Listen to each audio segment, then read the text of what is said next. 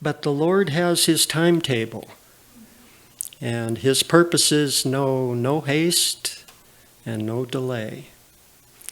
But everything is working together toward the coming of Jesus Christ, and he is soon to come. And we can tell by the signs around us. And one of those signs is the Sunday law movement and how it has been progressing and accelerating in recent years. And so I thought we would review some of the developments in the Sunday law movement over the last 15, 20 years. So we'll be looking at that this morning. I went to encyclopedia.com and looked at Sunday closing laws. And it says the first compulsory Sunday observance law in what is now the United States was promulgated in Virginia in 1610. So very early in our history. It made absence from church services punishable by death for the third offense. Yeah. Although there is no record of any person suffering the death penalty, lesser penalties, including whipping, were in effect in all the colonies and were continued after independence. Implicit constitutional recognition of Sunday observance is found in Article 1, Section 7, which exempts Sundays from the 10 days wherein the President is required to exercise his veto of bills adopted by Congress. This is interesting, though. It's talking about some cases where the laws had been violated. The Supreme Court ruled against those who had appealed their cases for violating the blue laws. And in all the cases, the Supreme Court has ruled against those who have appealed those cases. But in these particular 4 cases, Chief Justice noted in McGowan, which is the most prominent of them, that numerous federal and state laws affecting public health, safety, conditions of labor, weekend diversion at parks and beaches, and cultural activities of various kind had long been upheld. To forbid a state from prescribing Sunday as a day of rest solely because centuries ago such laws had their genesis in religion would be a constitutional interpretation based on hostility to the public welfare rather than the separation of church and state. The court had more difficulty sustaining laws applied against persons observing a day other than Sunday as their divinely ordained day of rest. 6 justices agreed that state legislatures, if they so elected, could constitutionally exempt Sabbatarians from complying with Sunday law restrictions. But the Free Exercise Clause did not mandate that they do so. However, a majority of the court could not agree upon one opinion to that effect. The Chief Justice, speaking for a plurality of 4, noted that while the clause secured freedom to hold any belief, it did not forbid regulation of secular practices merely because some persons might suffer economically if they obeyed the dictates of their religion. Income tax laws, for example, did not violate the clause even though they limited the amount of deductions for religious contributions. If a state regulated conduct by a general law, the purpose and effect of which were to advance secular goals, its actions was valid despite its indirect burden on the exercise of religion, unless the purpose could practicably be otherwise accomplished. A Sabbatarian exemption would be hard to enforce and would interfere with the goal of providing a uniform day of rest that, as far as possible, eliminated the atmosphere of commercial activity. The laws thus did not violate the Free Exercise Clause. Okay. So this was in 1961 when these cases were heard. So this is the law of the land. Sunday laws do not violate the Constitution, and you cannot claim First Amendment So then I was looking at Spectrum magazine, and they have this article on Adventists in American courts and Sunday law cases where Adventists were thrown in jail. And it says, beginning in the late 1870s, state Sunday laws in the U.S., which had long been unenforced, received renewed attention and execution after failing to get a national Sunday law passed in Congress. The National Reform Association, a coalition of Christian abolitionists, temperance promoters, and morality advocates seeking to prevent further secularization of American society and advance public morality based on Christianity, successfully led a campaign in Pennsylvania in 1879 for the passage of an expanded and strengthened Sunday law. I want you to think about that for a minute. Do we have such a scenario today? Yes. Where we have different groups with different purposes all coming together, working for common goals, whether it's temperance or whether it's climate change or whether it's morality, Christian morality. All these different groups are all coalescing together, working for common goals, common purposes. So this was happening back in 1879, and they got a strengthened Sunday law as well as for the defeat of an exemption clause for Saturday observers. You see, in the original Blue Law, there was an exemption for Sabbath keepers, but they had it removed when the law was reenacted.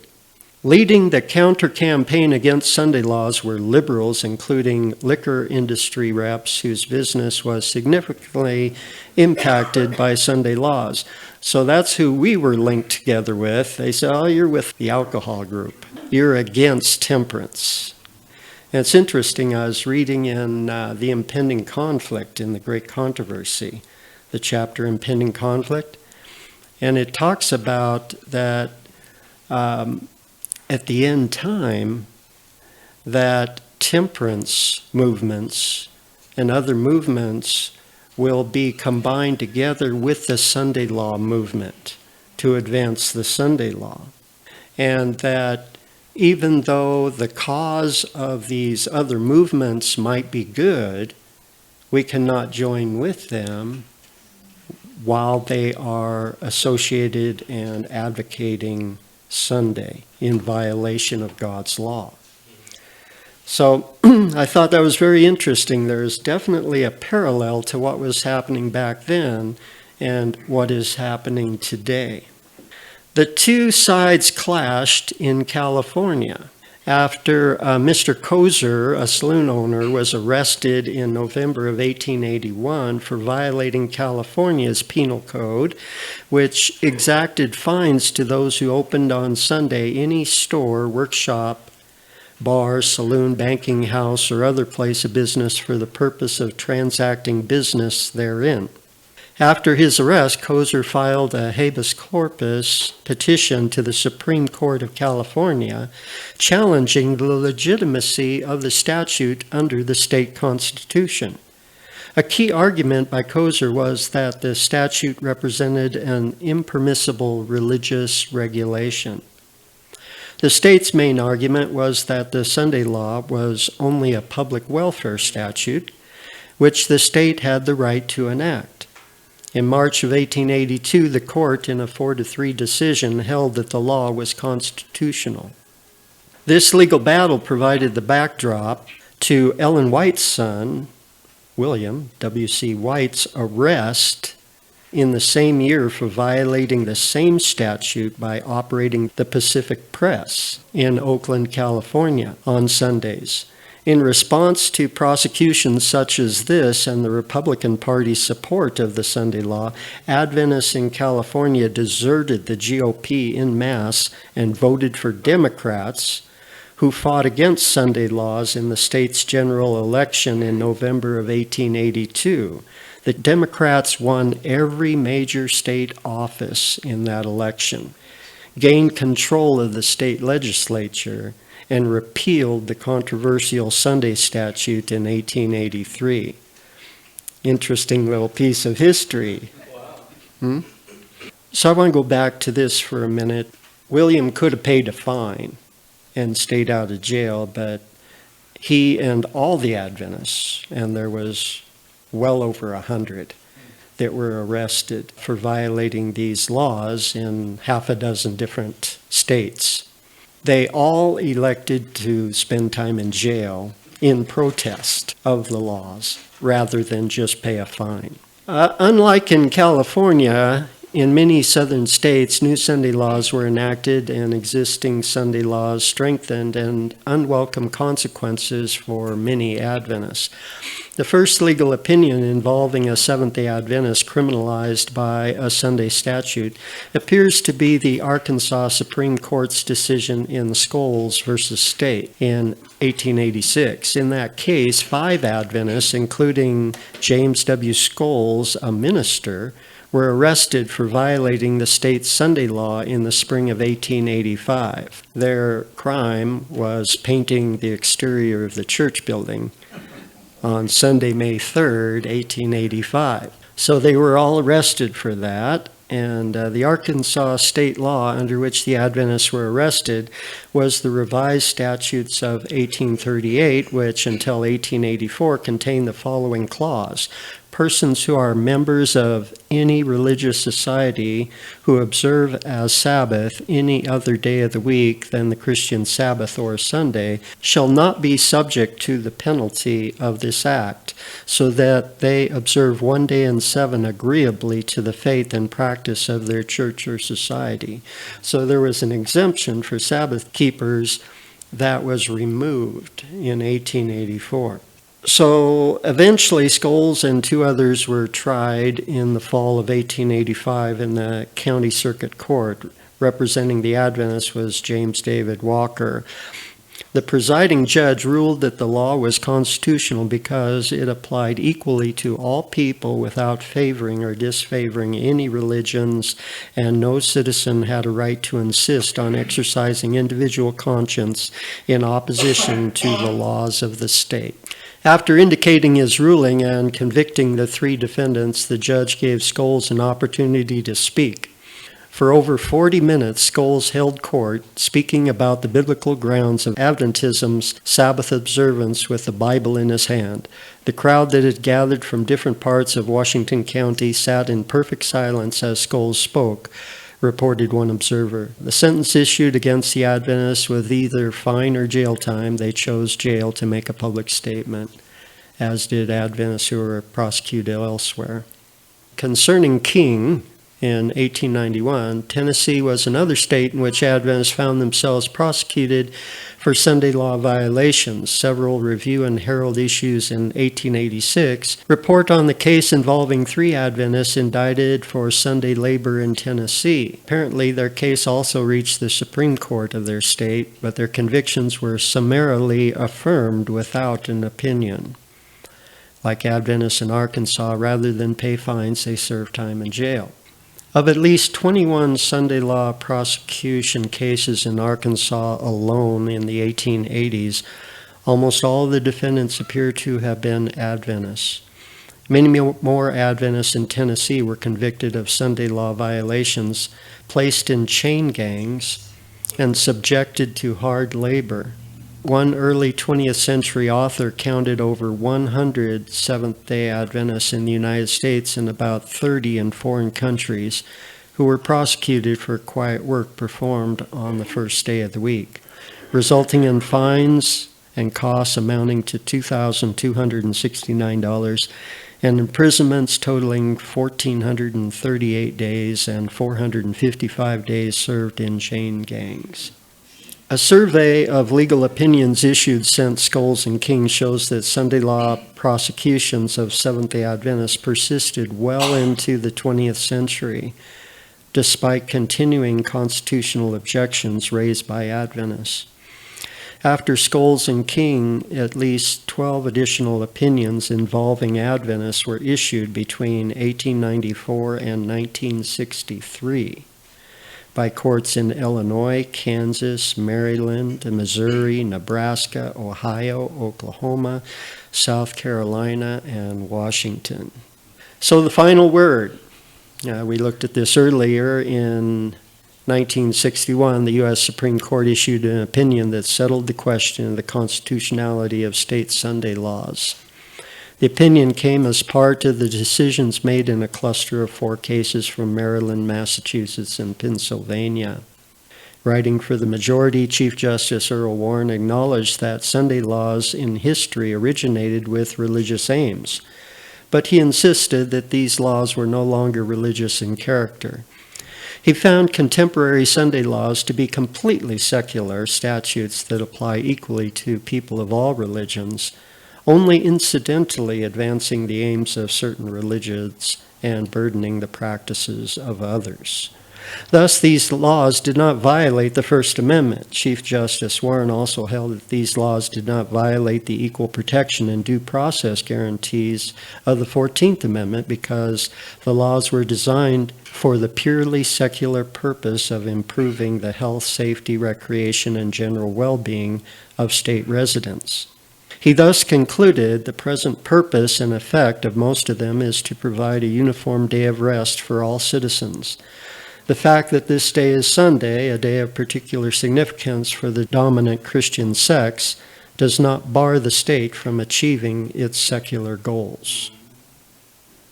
So there you have it.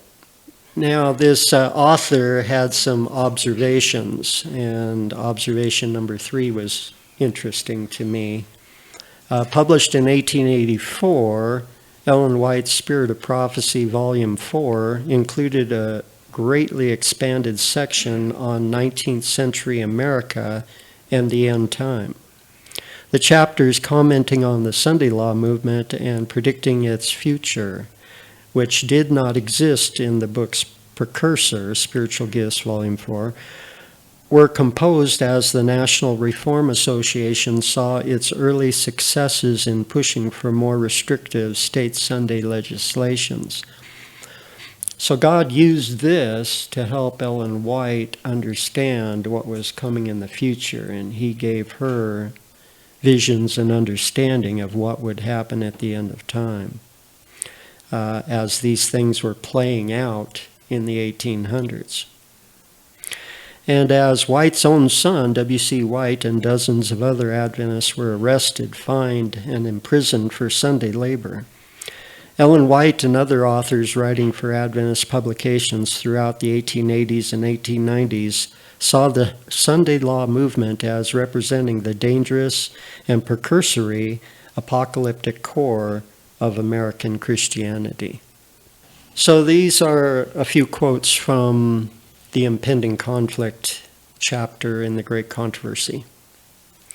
Through the 2 great errors, the immortality of the soul and Sunday sacredness, Satan will bring the people under his deceptions. While the former lays the foundation of spiritualism, the latter creates a bond of sympathy with Rome. The Protestants of the United States will be foremost in stretching their hands across the gulf to grasp the hand of spiritualism. They will reach over the abyss to clasp hands with the Roman power. And under the influence of this threefold union, this country will follow in the steps of Rome in trampling on the rights of conscience. Then the great deceiver will persuade men that those who serve God are causing these evils. The class that have provoked the displeasure of heaven will charge all their troubles upon those whose obedience to God's commandments is a perpetual reproof to transgressors. It will be declared that men are offending God by the violation of the Sunday Sabbath, that this sin has brought calamities which will not cease until Sunday observance shall be strictly enforced, and that those who present the claims of the fourth commandment, thus destroying reverence for Sunday, are troublers of the people, preventing the restoration to divine favor and temporal prosperity. The miracle-working power manifested through spiritualism will exert its influence against those who choose to obey God rather than men. Communications from the spirits will declare that God has sent them to convince the rejectors of Sunday of their error, affirming that the laws of the land should be obeyed as the law of God. They will lament the great wickedness in the world and second the testimony of religious teachers that the degraded state of morals is caused by the desecration of Sunday. Great will be the indignation excited against all who refuse to accept their testimony. The dignitaries of church and state will unite to bribe, persuade, or compel all classes to honor Sunday. The lack of divine authority will be supplied by oppressive enactments. Political corruption is destroying love of justice and regard for truth. And even in free America, rulers and legislators, in order to secure the public favor, will yield to the popular demand for a law enforcing Sunday observance.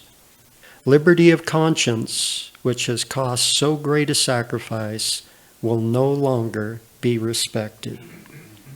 For 140 years, we've been warning people as Seventh-day Adventists that a Sunday law was coming.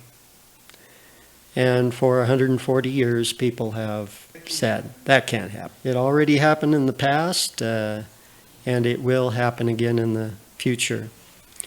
Before I move on to this, we were talking at our Vespers about things that transpired in the late 1800s. So in 1779, in Pennsylvania, this coalition of advocates of different causes get together, and they achieve enacting a stronger Sunday law and removing the exemption. So you have to keep Sunday, and then you can't keep Sabbath. You see, same thing at the end of time. Okay, so anyway, here we are now.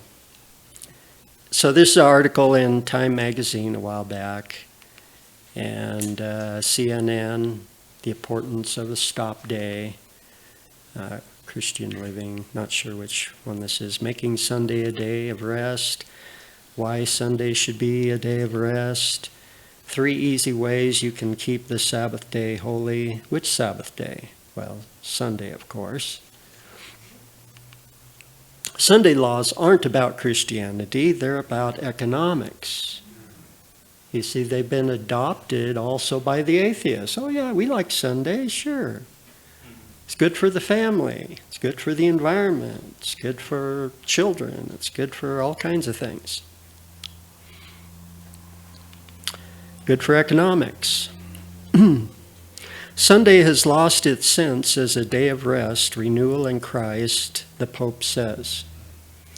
Well, you remember in his encyclical, Laudato Si, in 2015, he said that Sunday was essential for the healing of the planet and the healing of our relationships with one another, that we must reclaim Sunday. And the popes have been saying that for a long time, over and over and over again. It's a constant refrain. Well, let's take a look at what's going on in Europe. How Europeans are fighting back against Sunday trading. This is in the Catholic Herald. And of course, who is leading the Europeans to do that? It's the Catholic bishops in Europe. Why the push for European Sunday laws? Groups within Europe are pushing for laws to prevent work on Sundays. Could this seemingly harmless idea have prophetic implications? Well, this is one large group in Europe that is pushing for Sunday laws. It's the European Sunday Alliance. And in the United States, we have its sister organization, the Lord's Day Alliance, here in the United States. But there's lots of groups that are all working for this. So they got this call to action. for a work-free Sunday on the 3rd of March. So work-free Sunday for decent working hours in Europe, which way forward?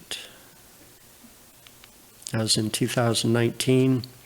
CESI is an association of trade unions, and they are for this Sunday and pushing for it. So you have the trade unions involved also in the United States and in Europe, pushing for Sunday closing laws.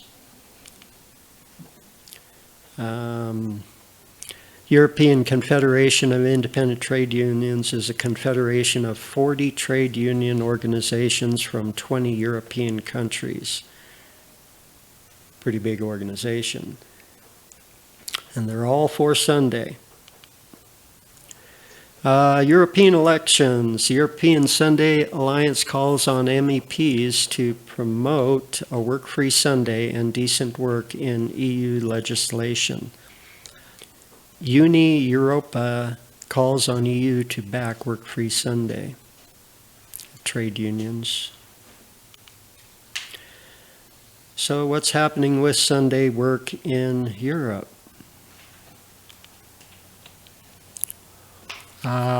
Sabbath switch off. Why to reclaim Sunday from the digital domain? EU Work-Life Balance Directive enters into force.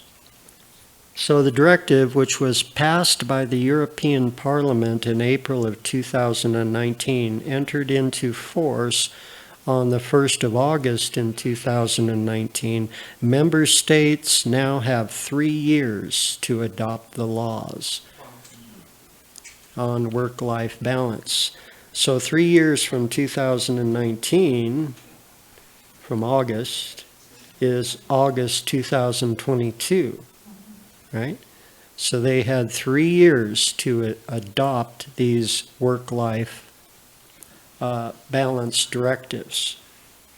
And mainly they had to do with leave, family leave.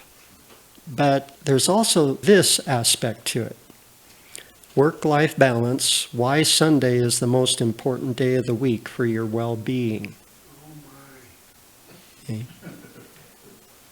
So you also have Sunday connected to this work-life balance, and you see, they get you to adopt these things incrementally, not all at once, okay?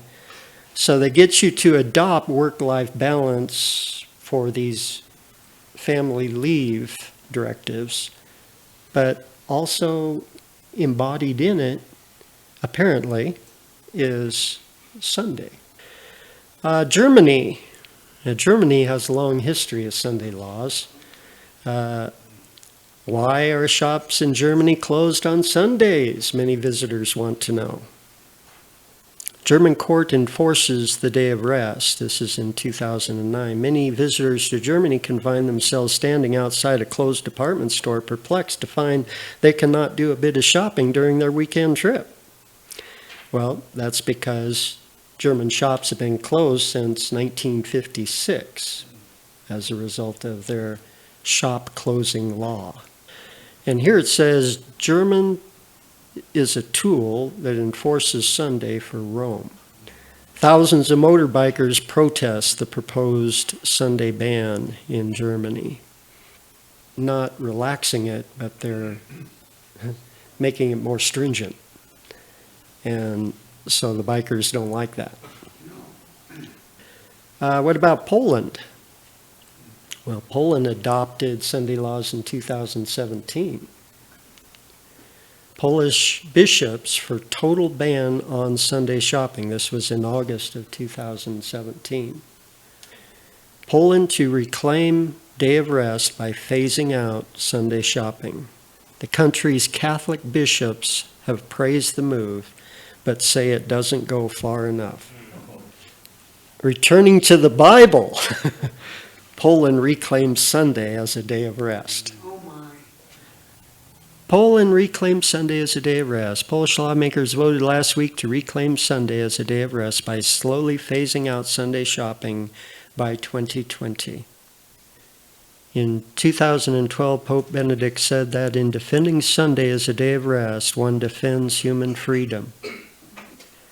Polish trade unions argue that Sunday rest assures equal treatment for all employees.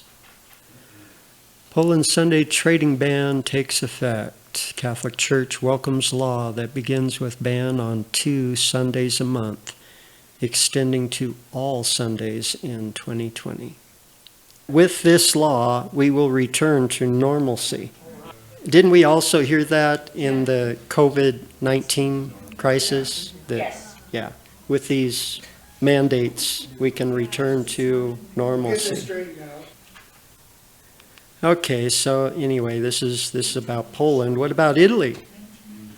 Okay, are these small countries we're looking at? Don't forget France. Germany, Poland, Italy. These are large European countries. New Italian government proposes a ban on Sunday shopping. Vatican works to stop Sunday shopping in Italy. And that was 11 years ago, right? 2012.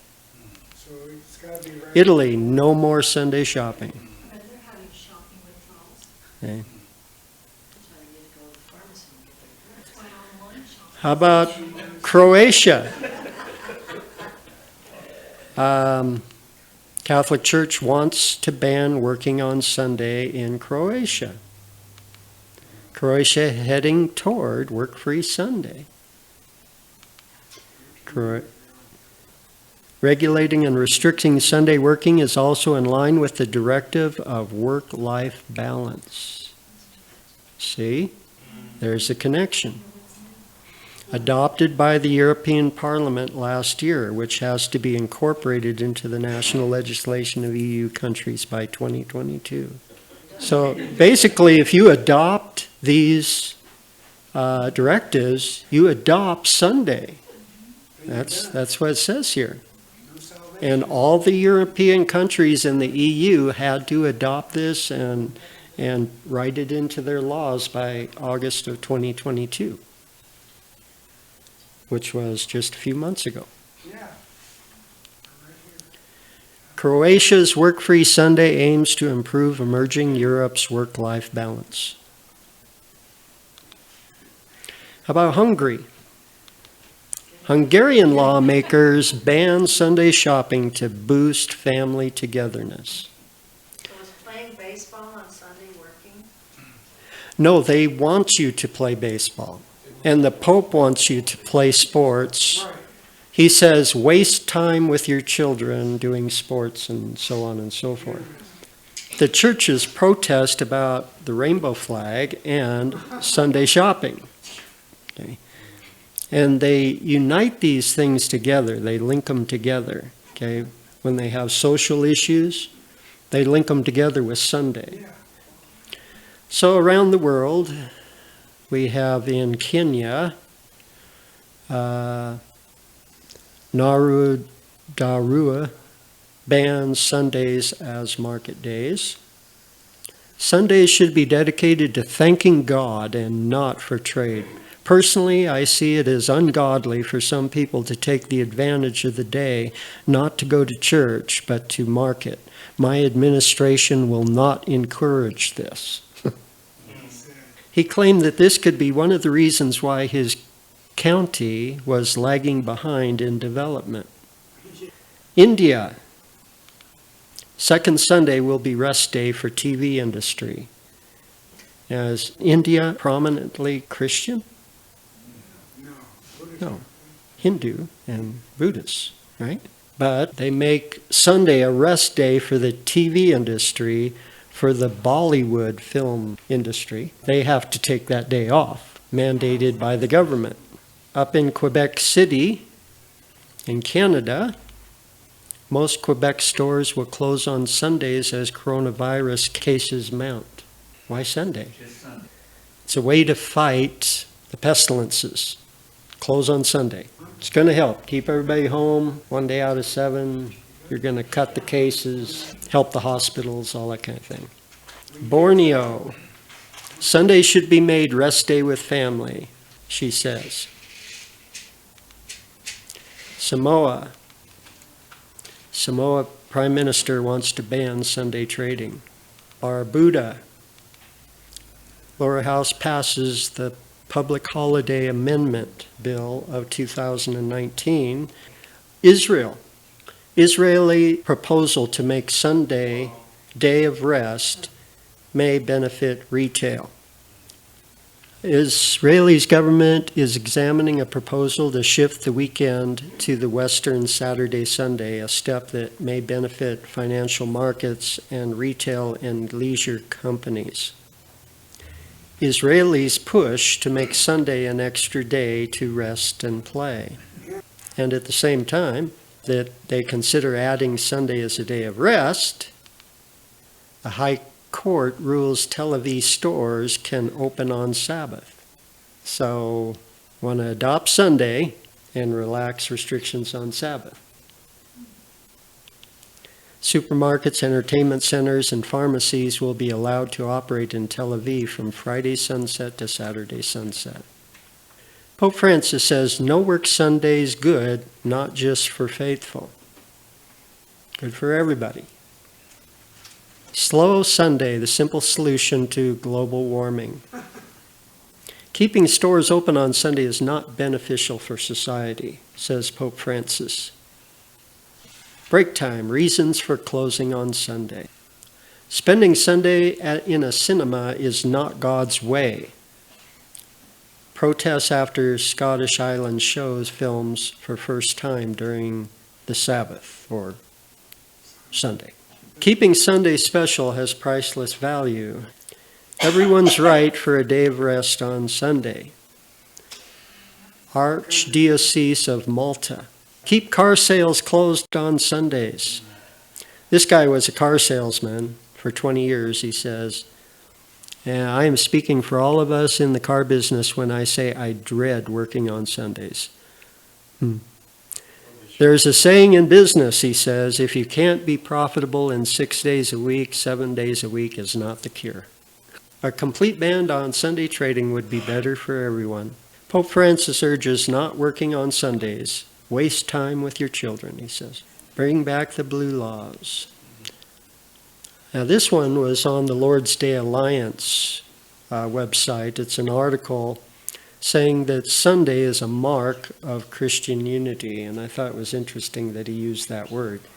Sunday is as a mark of Christian unity.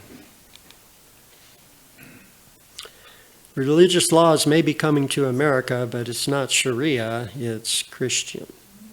Which religious group wants to base U.S. laws on its faith? The answer may not surprise you. It's the white evangelicals. Project Blitz, legislative assault by Christian nationalists to reshape America. This Fox News, closed on Sunday. And they tweeted, should all stores close on Sunday to allow staff a day off to recuperate?